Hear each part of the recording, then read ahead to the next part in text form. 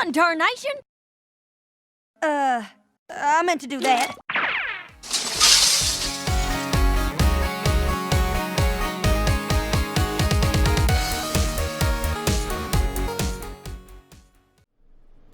Howdy folks, this is Applegeek. Well, Season 9 is finally underway. I finally got my premiere reaction posted after significant delays due to the convention and being sick and all that fun stuff, but that's finally published and comments have been awesome so far and everything. And now I finally get to try and play a little catch-up here and watch Episode 3. And thankfully I am blissfully unaware of what this episode is about. So, without any further ado, let's go ahead and give this a watch, starting now.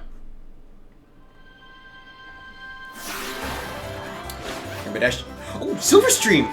Oh! I'm happy we're getting back to the students right away. Superhero landing! Silverstream, you're officially the first non-Pegasus Wonderbolt.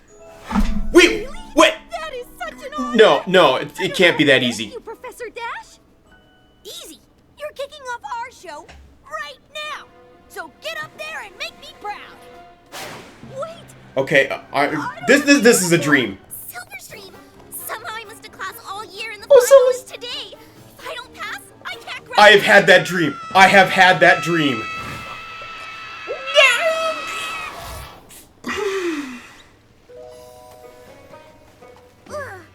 What? Whoa, that was weird. Okay, it's a dream. Anything goes. Even weirder. Like, how many times are we gonna almost hurt Yona? Oh! This isn't mine. I love that we've come back to that. Oh, fear of enclosed spaces. Okay. Fear of falling. Fear. Okay, it's like worst fears here.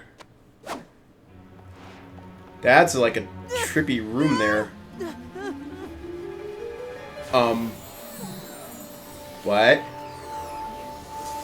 What is this? All answered my summons. She was not dead! She's not dead! I knew it! This isn't my dream? Friends must be dreaming together. More like a nightmare. I know, right? How do I pick just one? They all look so good. That's Sandbar. your version of a bad Focus. dream. But why did you bring us here, Headmere Twilight? I am That's not the... Twilight. No. I am merely the messenger. You all must hurry.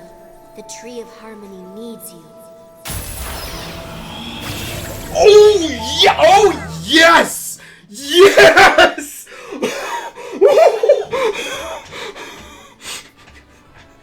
Right back to twilighting!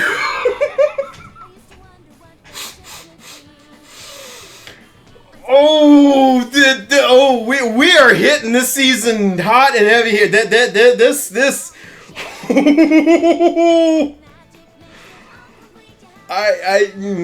I have no idea where this is going, but this is huge. I knew Harmony was still out there. I called that, so...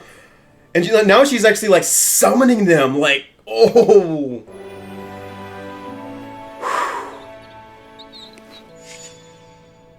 Looking good. Nice. Spike, I have horrible news. Wait? What's wrong? Is the Crystal Empire under attack again? No. No, we only have 20 highlighters, and they're all orange. How will every creature color code their notes? I'm pretty sure you're the only one that does that. Still, 20 isn't enough for the new school year. We got plenty of time to order more. Uprooted. The friendship students won't be happy, so- Uprooted. Okay. Now? Oh, Oh, this is a surprise. Poor Why Yona. are you all here so early? Did I send out the wrong back-to-school date? Nope. We're not here for school. Yeah, we're back because the Tree of Harmony called us here. Did she even... Don't feel bad it didn't reach out to you. You kind of have a special connection with it after last year. Oh! The tree couldn't have called you. It's gone. Did she even know about that? That's unclear. Maybe next time he's in with those truth bombs. What about the elements of harmony? Those Oh, are wait. gone too. But doesn't that mean the Everfree Forest will take over Equestria? I've been there, done that. Under control. And Sombra won't be coming back. So, some good news, right? So did Harmony appear to them before the tree died? Can we see the tree ourselves?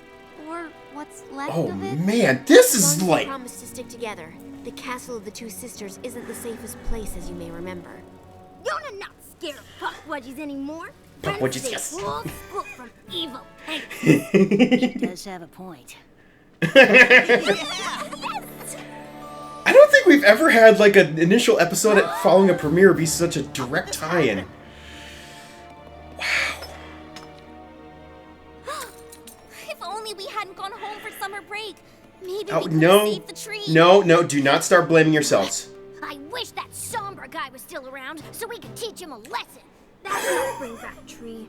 Or elements of harmony. That would have been fun to see, honestly. Wait! We all saw and heard the tree in our dream, right? How could it talk to us if it was really gone? Yes. Maybe Yes. if we close our eyes and think really strong friendship thoughts, the tree will get better. Tap your heels 3 times and think of home. Yes, that was a miserable attempt at a Wizard of Oz reference. No. No.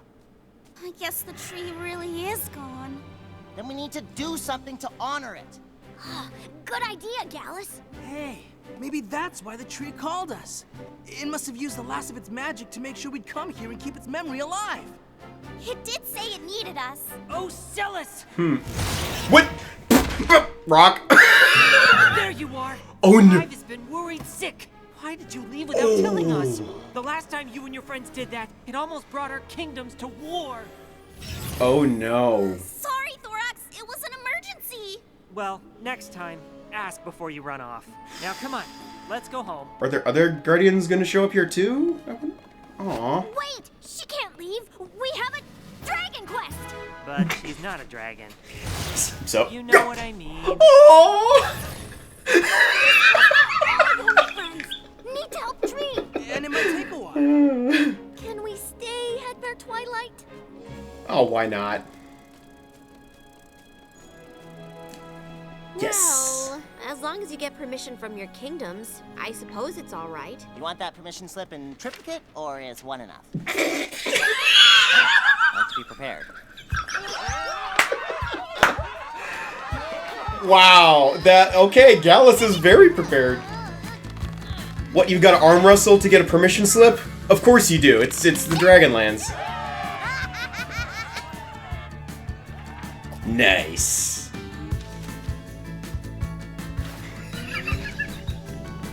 That's adorable. Oh, what's this one gonna be? Okay. Okay. Their version of beating rugs or something? Oh, yeah, okay. Assisting household chores, whatever.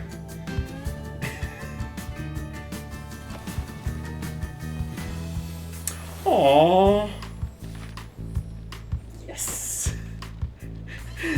I love how they've, like, each race has their own little rituals that they have to do for this.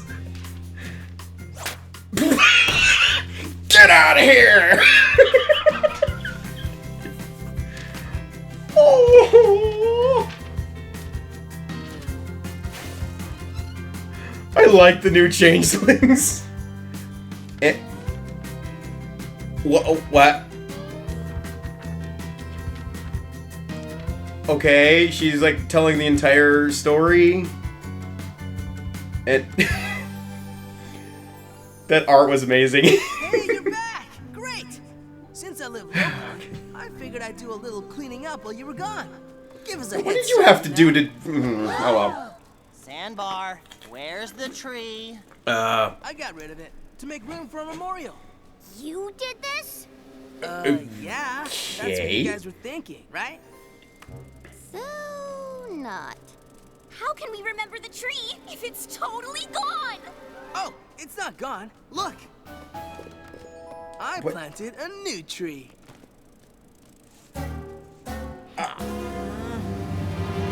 I think I see where this is going. No, that's not the same tree, right? But it's a symbol, you know? Pony heart in right place. It doesn't matter. This cave was supposed to stay exactly the same so future creatures could come visit and experience the memory of the tree. Sorry, every creature. I thought I was helping. The Tree of Harmony is a huge part of equestrian history. If we're gonna honor it, we need to do better than that. Yeah, Okay. like lots of artwork that represents the symbolism and deep emotions of the tree. No, it should be a museum with all the tree's history and artifacts.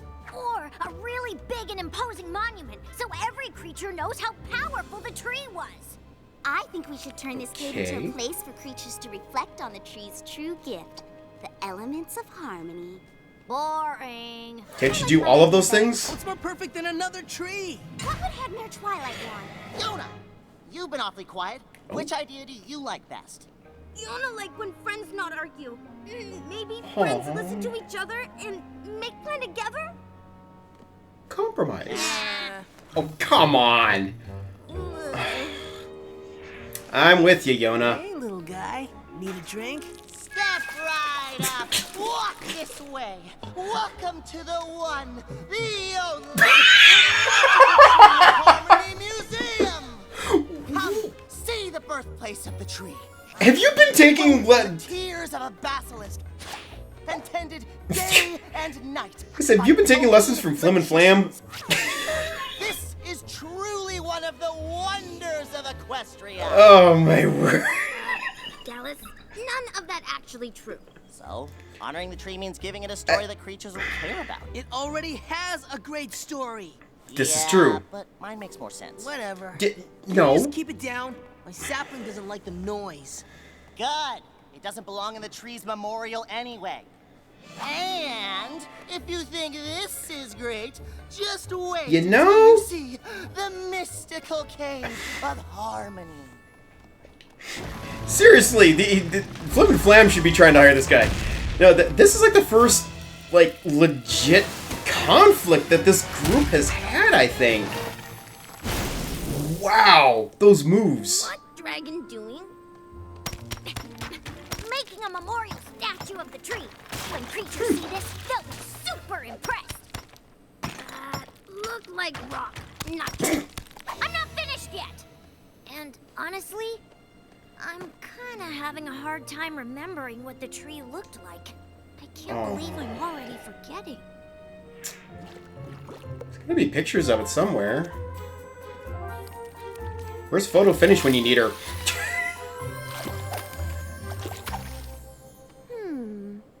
Needs more loyalty.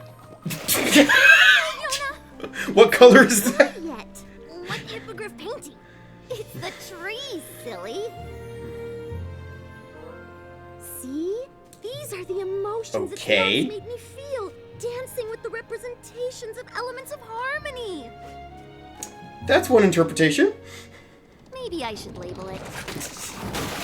Aw. Oops! Sorry! Oh no! Uh-oh. Brown isn't an element of harmony? Aw. Marcellus, what are you? Thanks, Yona! Oh, reflecting pool or something? Heavier than Fountain? I thought.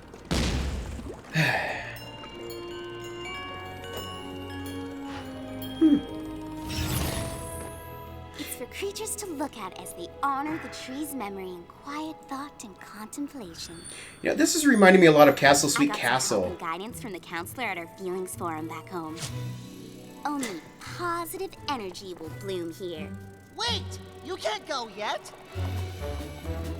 Okay, Yona, I see that you're gonna be the one to fix this. In the catacombs under the School of Friendship.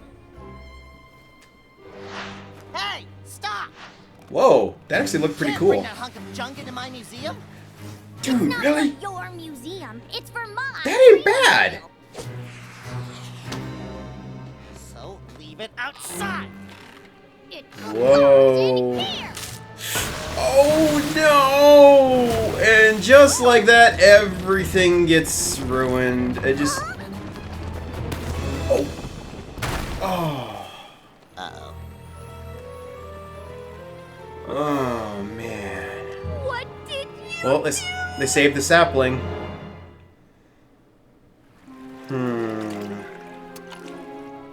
My meditation garden is ruined. Why couldn't you have been more careful?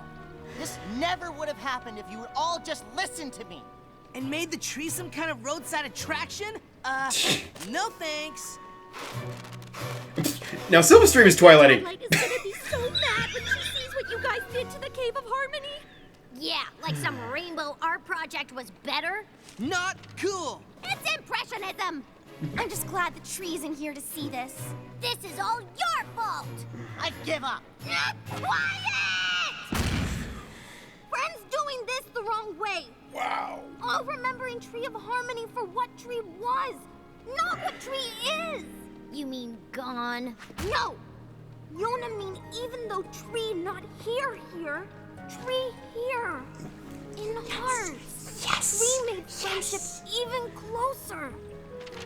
That's right! We ran away to be together right above this spot. The castle of the two sisters. And later on, the tree tested us to show us we're stronger as a team. It did call us all here.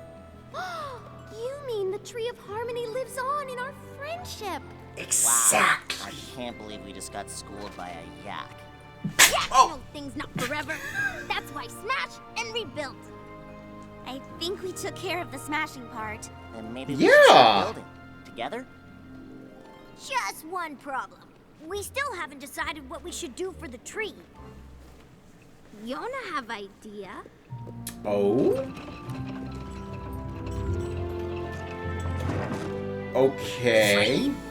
Where did you find it? Oh, I didn't move it too far. It was kind of heavy.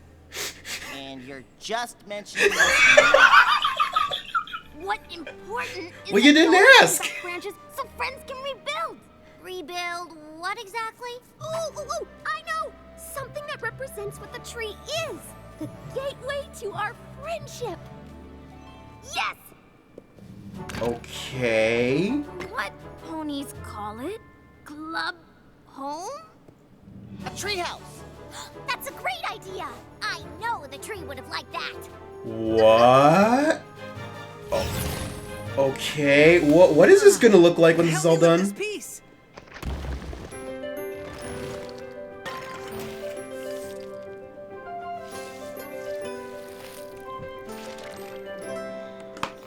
We celebrate our friendship. Get a song! We celebrate the tree. The memories inside us will build for all to see. The tree brought us together. And even though it's gone, Our monument to friendship. can make the gift live on. A piece from me, a piece from you. We'll use the tree and we'll make do. If things don't fit, there's lots of glue. Friends don't quit in the end, and together we'll see this through. It's hard to say farewell. To something you hold dear. There goes the sapling. But goodbye isn't forever. As long as we are here. The tree is in our memory. Its roots have grown deep in our hearts. Deep in our hearts. Its branches raise our spirits together. We're all bound. Forever it stands lost, but now it's found. So lift a beam and build it strong. Work as a team, it won't take Aww. Hey, Silver's dream, I think that's wrong. Aw. Live the dream and sing our song. And make the tree something all can see in the place where we belong. Aww.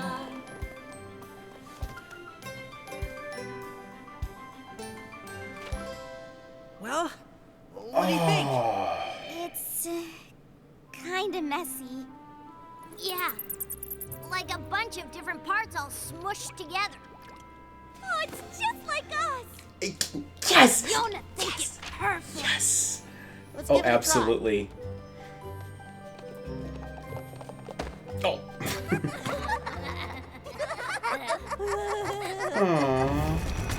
Aww. What? What? Ah! It looks like magic. What is... What? What? What? Whoa!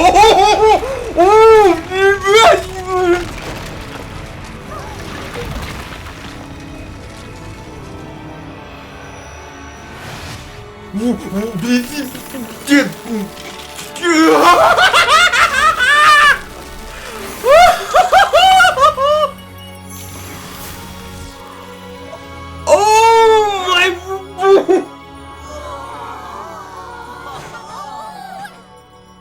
How did that happen? The spirit of the treehouse would have perished without your selfless deeds and caring. Whenever you seek solace, come here. Your friendship and the friendship of future generations will always be safe within these walls. I felt a burst of magic all the way over at the school. Is every creature okay? A little confused, but Twilight, definitely do you okay. see something new here? Where did this come from? We're kind of gonna ask you the same thing. It looks like part of the Tree of Harmony. But how? I thought it was destroyed. It was. But when we used the broken parts to build something new, this happened. The tree has always been good at surprises. When Star Swirl planted the tree seed, he didn't even know what it would grow into. I guess the tree is still alive, changing and adapting to be whatever Equestria needs. A cool place to hang out? Something tells me this is more than that. It seems the elements of harmony may still be with us in their own way. That's actually really reassuring. But why did the tree need our help to become Be something? kidding. I'm not sure. If I had to guess, I'd say your friendship is more powerful than you know. Oh, Yona knows. Yona just needs to remind friends. So, who's gonna give us the tour? Why don't we all go in? Together. Wow.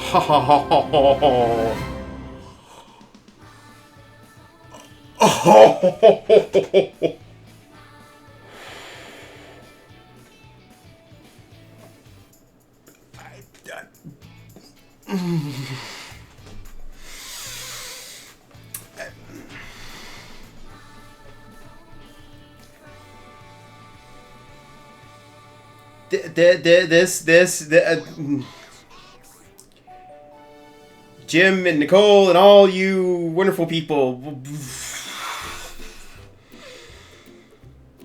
you've left me stunned and speechless again.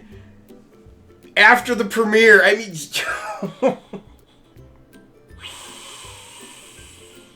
Okay, well, some things definitely went a little different than the way I thought, but still certain things are kind of in line with some things I theorized, and I'm gonna need time to process all of this.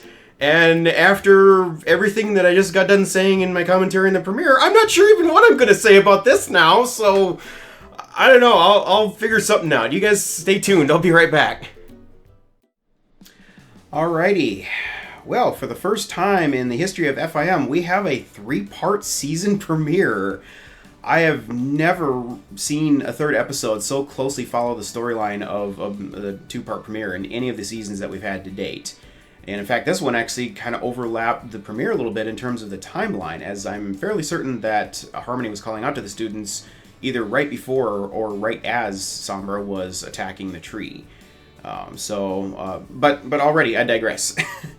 I got a lot of stuff to get to here, so I'm going to try and move as fast as I can and cram all this in for you guys. And in case you need any further proof that the showrunners of this show care about the fandom, just look at this episode. The level of symbolism in this one episode is over 9,000, and it is all aimed squarely at us. So if you think I went deep into my commentary last time, well, hold on to your hats here. First of all, let me establish just a few main points here. I see the main 6 as representing the show and its writers, the Tree of Harmony representing the fandom, and the Young 6 being representative of us, the fans. Now, if you're confused, allow me to clarify this.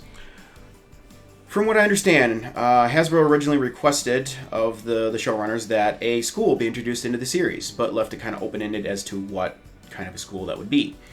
And what the writers did is came up with Twilight School of Friendship, and along with that, the Young Six, or the Student Six, or whatever you would prefer to call them. It seems to me that the Young Six were created to represent us, the fans and viewers of the show. We come from all over the world, from all different backgrounds and cultures, but we share at least one thing in common, which is our desire to experience and share the magic of friendship. The way in which the main six are passing on their lessons of friendship to these young students is symbolic of the way that the show has taught us these lessons over these past several years. I think the writers wanted to use this school to make it clear that this knowledge and wisdom should be shared and passed on to future generations. Now with the season premiere, we're faced with a major change in the status quo, where the main six are going to be moving on to much bigger responsibilities, and of course we see Twilight freaking out about this. This is symbolic of how the show is ending, and the people are, some people are leaving the fandom. Many of those left in the fandom feel like their whole world is just kind of coming apart and changing too fast, and they're just not prepared to deal with life after the show quite yet, just like Twilight isn't quite ready for this next big step. And of course, when the tree was destroyed, again representing the fandom, that kind of felt like a visual representation of what a lot of fans think will happen to the fandom after the show ends. It's dead. But then, the tree, knowing it was about to die, reached out to the students, which, again, represent us, and the fans, and because it knew it would need their or our help to save it. Students rallied together to try and find a way to honor the memory of the tree, just as we hope to find a way to keep the memory of our show and fandom alive. And of course, they struggled at first, until Yona pointed out that they needed to focus on what the tree is, rather than what it used to be. And just like how we need to accept that the fandom is changing, and it's better to embrace what it's becoming rather than what it always used to be. They're trying to hold on to what it used to be. The students' efforts ultimately resulted in that cute little clubhouse built out of the remnants of the tree, which is admittedly a much lesser version of what we used to have. And that kind of symbolizes what we think the remains of the fandom will actually look like after the show ends. What the students did not realize is that their friendship was so much stronger than they ever knew. And that power saved the spirit of the tree and transformed it into a place of solace both for this and future generations. Likewise, the fans of this show have created a fandom that is far more grand than so many people realize. A place that is warm and welcoming welcoming to all in a cold, harsh world. And because of our efforts, it can live on far beyond the end of the show itself. I will say once again, this is our legacy. It only dies if we allow it to. Also, keep in mind that Harmony could have sought the power of the main six to save it, but it instead chose to request help from the students. As I've mentioned before, the world is changing, and one change often requires other changes as well. The main six are fantastic friends and are very powerful, but they aren't necessarily the best suited to remain the heroes of the story anymore. At least not in the same type of role. The students, having overcome even their cultural backgrounds with friendship, are, in my opinion, much better suited to now take on the task of spreading the magic of that friendship beyond the borders of Equestria, bringing it to all the masses. On that note, let's talk a little bit about the students and their cultural differences. This one episode has given us a wealth of new details about their cultures, as well as some great character growth. For starters, yes, they really hit it off as friends in the beginning, but as we well know, even the best of friends can have arguments, and we finally got to see a big one from these kids. Granted, there is definitely some conflict between them back at Hearthwarming Club, but not really to this extent, in my opinion. And more often than not, we've actually seen the students kind of putting the main six to shame in terms of behaving the way good friends should. In this case, though, their cultural and personality differences really came into focus and created a conflict. They all agreed that the loss of the Tree of Harmony was devastating and that some kind of memorial was needed. However, they all had different ideas about the best way to accomplish that. Just kind of like we all have different ways on how we think the fandom should be saved. Just to look through these briefly, Sandbar, being an earth pony, thought it would be best to plant and grow a real tree in its place. Makes sense. Gallus, coming from a rather, shall we say, merchandise-oriented culture, that decided to turn the whole site into a sort of a roadside attraction, complete with collectible items for sale. Now, to be clear, I don't think greed or profit were really at all in his mindset here. Rather, it's just the general over idea that he got due to the influences of the environment that he grew up in. And I really hope FiM and FLAM actually don't discover this guy because, well, I'm sure you can imagine what might happen there. And by the way, I give Gallus major props for actually creating that whole storefront and all that merchandise and whatnot in very short order. Moving on to Silverstream, as a hippogriff, her culture is one that I personally perceive to be very rich in various forms of artistic expression, and she tried to paint a mural that represented how she personally saw the tree and elements. Ocelos, being from the New Changeling Kingdom, which we've seen display a very strong sense of community and peaceful spiritual reflection, tried to create a sort of a Zen room. As for Smolder, from what we've seen of dragon culture, I wouldn't really have guessed that they would be all that much into art, sculptures and whatnot, but she really nailed that rock sculpture.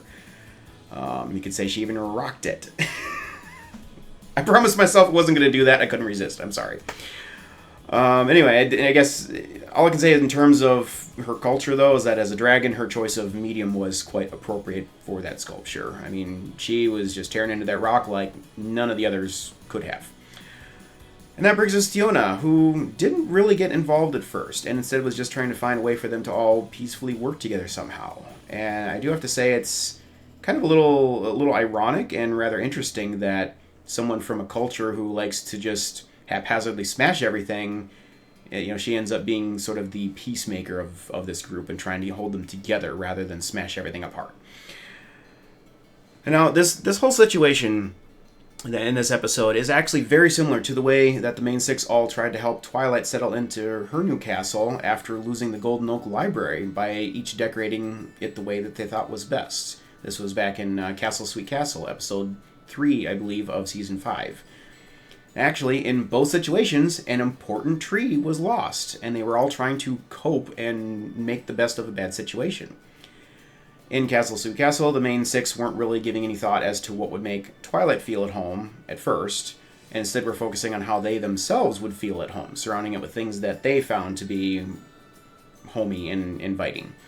When they finally got past themselves and focused on what was important to Twilight, they properly honored the memory of the library tree by mounting its roots in the castle and hanging pictures of all their memories together from the roots. It really wasn't even so much the tree roots themselves as it was the effort that each one of them put into the memories, or that put into the project to remind Twilight that her real home is with her friends. In this case, as I mentioned earlier, Yona pointed out that they were too fixated on what the tree used to be. But when they got past that and worked together in harmony, they succeeded in creating a memorial that truly honors the original Tree of Harmony, something that can be enjoyed by generations to come. Likewise, if all we do at this stage is argue about the best way to save the fandom, we won't do anything of the sort, because our bickering and infighting will just tear us apart, and we'll just end up letting the fandom fall into ruin. Instead, the very act of working together and sharing our talents and ideas that's what created the fandom in the first place, and that's what's going to keep it going. So that's what we should be focused on. So in the end, we see that the Young Six have survived one of their first really big disagreements here, and their friendship is now stronger than ever, as is their connection with the spirit of the tree. And I really can't wait to see what great things are in store for them the rest of the season. And I'm still kind of wondering whether or not Twilight is actually aware that Harmony has manifested in this physical form, looking just like her, or not. I mean, it kind of was poked at the beginning of this episode, but wasn't really made clear. So I would really like to reach a point where Twilight and Harmony confront each other, because that could be quite fun. Oh, and one last thing to note, or on this note here, Yona, during that whole conflict, said that yaks know things not forever. That's why smash and rebuild. That is an amazing little gem of wisdom right there. And that, in a nutshell, is sort of a poke at Generation 5. Gen 4 obviously couldn't last forever, so Hasbro's ending it and beginning again fresh with Gen 5. And that line really kind of gives some significant insight into Yak culture as a whole. They do not believe in hanging on to old things for sentimental reasons. They build one thing for a specific purpose, and when that purpose has been fulfilled, they tear it down and build something else that they now need. Perhaps it's a little bit on the extreme side in some cases, everything in moderation, but at the very least, they understand that change is a necessary and healthy part of life. I also love seeing the cultural differences that came into play when each one of them were getting their different permission slips. Like, dragons have to apparently arm wrestle for it, and Ocellus had to... it looks like she had to get permission from every single member of her brood or family there, including little babies, which were absolutely adorable. So anyway, just some fun little differences there.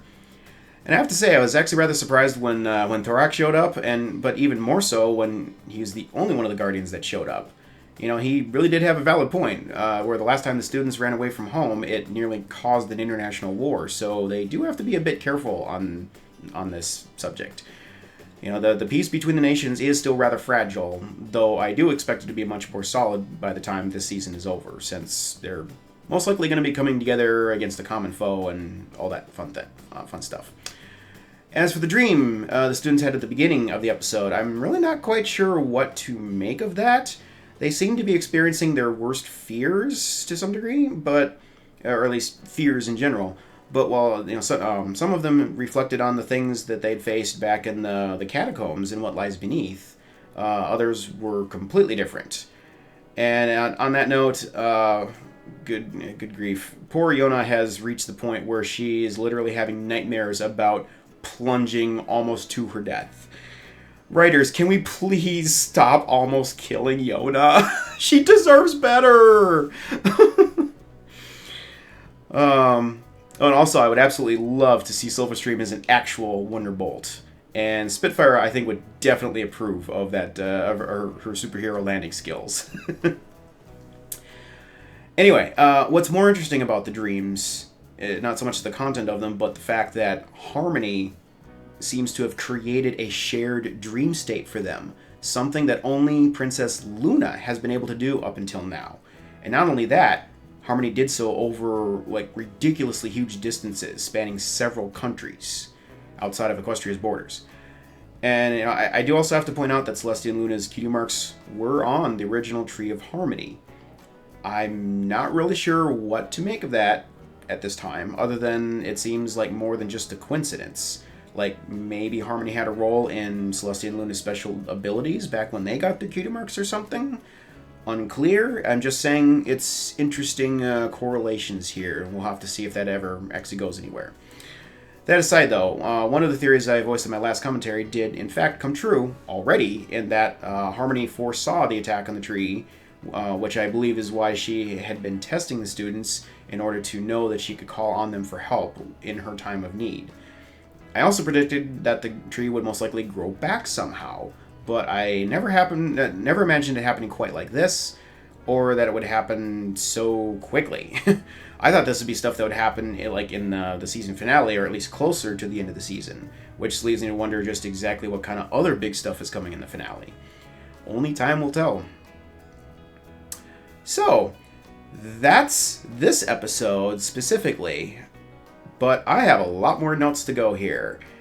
After reflecting on some things, I came to realize I did leave an awful lot of analysis and whatnot out of my commentary on the premiere itself. And since this is kind of part of the, overall premiere here, like a big three-parter, I decided I'm going to go back and talk some more about some things that were in the actual official premiere two-parter. So, on that note, I'm going to start with Celestia and Luna. They honestly kind of disappointed me a bit in the premiere. Not because of their lack of help, because this is one of the rare times where they actually did show up and help. Also not because they're retiring, because I think they're totally deserving of that. No, after all these years of mentoring Twilight, they should have known full well how she was going to respond to the news that they were naming her as their successor. And we're going to be turning over the administration to of the entire country in just 4 days.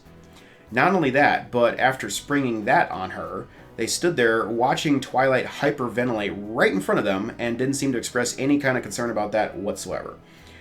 Now, perhaps that's because they figured it's just classic Twilighting and that it wasn't really that big of a deal, but frankly, that's still no excuse. And even that aside, it seems like they weren't even really going to give any warning to anyone else in the rest of the kingdom either. I mean, this is literally the first transition of power that Equestria has ever had in its entire 1,000 plus year history. And not only does Twilight need some time to adjust to this, but so do all the other citizens of Equestria. Now, while I have never personally subscribed to the idea that Celestia and Luna are actual deities, they are still, at the very least, very well loved and respected by their subjects overall, and Celestia, at the very least, has been a solid foundation for the country continuously for over a millennium. Having Luna come back was, of course, a shock to many, but Celestia was still primarily in charge of the day-to-day tasks of running the country and whatnot, so it wasn't really that hard of an adjustment overall. Now, both of them are stepping down, and Twilight and her friends are taking their place, which is likely going to be a hard pill to swallow for some of the citizens of Equestria.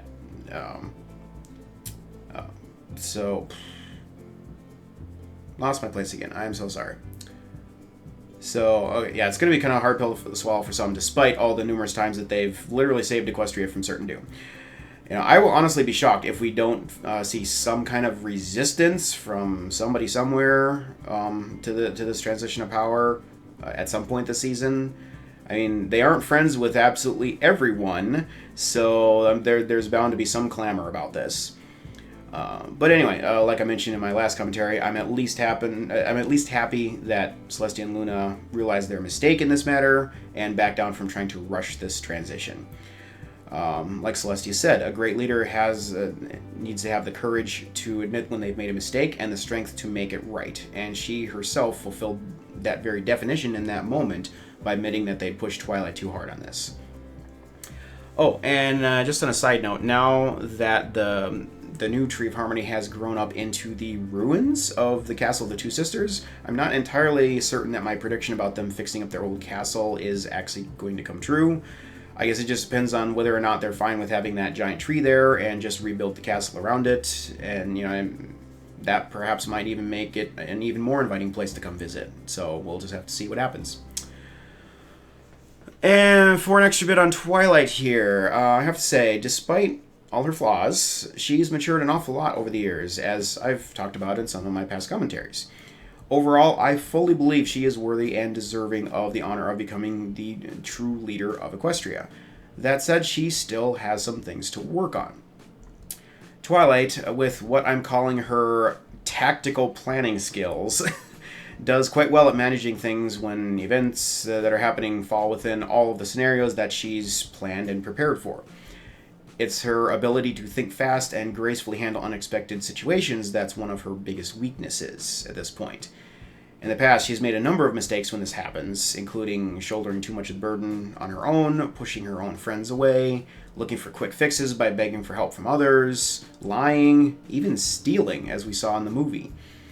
Now, to be fair, there's also been times when she has remained rather calm and collected and acted with grace similar to that of Celestia. So I definitely believe that she's capable of this. Really, it just seems like her ability to stay cool and act with grace is directly proportional to the level of impact that these unexpected events are having. And when it comes to things that threaten the stability and safety of Equestria as a whole, that's where she tends to really break down. Here in the premiere, she first went for the quick fix, i.e. the elements of harmony, and then when they lost those, she repeatedly said that she didn't know what to do, and then resorted to begging Discord for help. Again, I still believe Twilight is capable of being a good leader, but she's going to have to learn to not keep losing her mind every time something catches her off guard, and to rely on her friends and allies to take action and provide counsel, and just overall be more of like a commander-in-chief than a frontline hero. We joke about the princesses never doing much, but if you take a close look, you'll see that a lot of what Celestia did was lead by mentoring and appropriately delegating tasks. Just because you're the supreme leader doesn't mean that you always have to be the hero. A great leader acts as an anchor, a foundation, someone that others can expect to stand firm and support them in their combined efforts. Celestia was all about knowing which of her subjects and allies were best suited to help resolve various situations, and saw to it that those relationships were developed and individuals mentored as needed to help them rise to the challenge.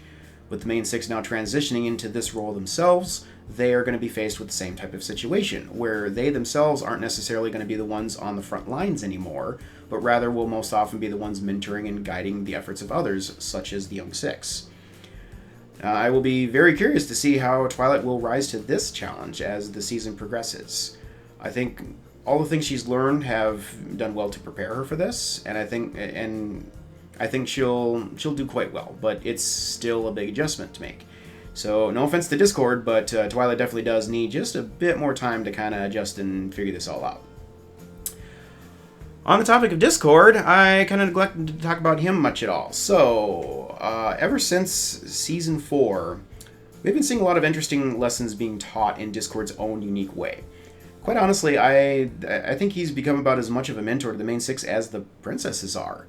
I still don't know how he seems to know so much about what's going to happen and how to steer the main six in the right direction the way he does, unless he somehow looked into the future himself. But given his performance in the premiere, I'm actually starting to wonder if he had actually started turning evil again back when he teamed up with Tyrek, or if he knew exactly what he was doing the whole time and just played along with Tyrek in order to push the main six to dig deep and find the strength that they needed to defeat him on their own. After all, that was a very similar situation as to what they faced here with Sombra, and right before he supposedly went back to the dark side, he was pointing out passages in their friendship journal that gave them clues about the key objects. To me, it just never really made much sense that he would be that interested in helping them figure out that puzzle and then turn right around and switch sides so easily. Perhaps he was just faking it then as well and allowed his own magic to be taken in order to help them get the last key item, and which also removed himself as an ally so that they were forced to find another way to deal with the situation instead of just begging for his help. After all, that wasn't too terribly long after they had lost access to the elements of harmony the first time around, and were afraid of how they would be able to defend Equestria from evil without them, just like they were again now with Sombra. He knew then that they had the power they needed, and it seemed like now that they had the elements again and lost them again, they needed yet another reminder that those ultimately were just a crutch that were holding them back from their true strength. Now, maybe I'm completely wrong about this. It is a bit of a wild theory. Maybe he really did just switch sides, back to the evil side again for a short time. But regardless, it's very clear that Discord has some amazing insight into the strength and abilities of the main six, and he has a very unique way of sharing that insight with them and pushing them to rise to the occasion when needed. He's not perfect by any means, and he obviously loves to troll others, but I love that there are moments like this where he just rises past that and finds the way to be truly helpful to their cause. And I realize there's been some speculation as to whether he will turn evil here again and help Grogar, but based on everything I personally have seen, I highly doubt that will ever happen, at least not of his own volition. And on the subject of deja vu from past seasons, something else occurred to me. The story arcs of Tyrek and Sombra in a lot of ways were nearly identical. I mean, they both basically consist of the following. Neutralize all the citizens of Equestria, destroy a tree, rob the main six of all their powers, eliminate Discord as an ally, and then be sitting on the very brink of complete world domination, only to suddenly get nuked by convenient, mysterious, and unforeseeable reserve magic powers. Follow that up with the fact that both of these events were followed up by an episode to make something new out of the old destroyed tree in the episodes Castle Sweet Castle and here in Uprooted. Now, I know some people love to get upset over recycled story ideas. I personally don't have a problem with this, especially because each of these situations had its own unique version of these events. In fact, I think that may have very well been intentional, in that it shows that the villains are realizing that they themselves keep trying the same tactics over and over and continue to fail every single time. It's been said that the definition of insanity is trying the same thing over and over again and expecting a different result.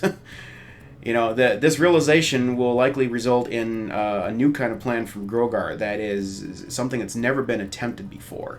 Not only will they now have strength in numbers, but also a whole new strategy that's probably going to catch our heroes off guard. I can't honestly imagine what that even looks like at this point, but whatever it is, I'm sure it's going to be epic. As for Sombra as a villain, well, it seems that there's been a lot of mixed opinions about him and his personality and whatnot.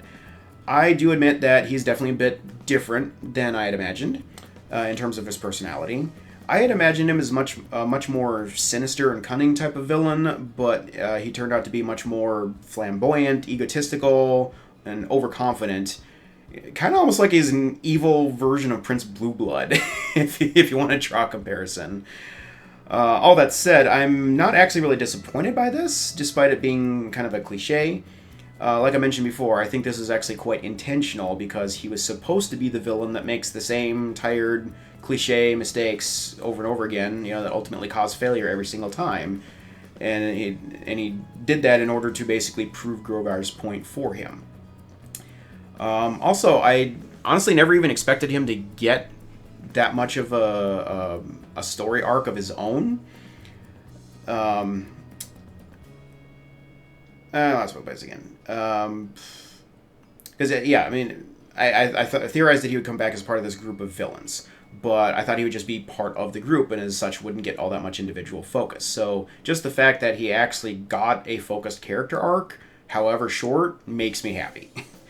And one last thing I want to mention on that is that, yes, I did see that Sombra did not have a cutie mark, which was a little bit of a surprise.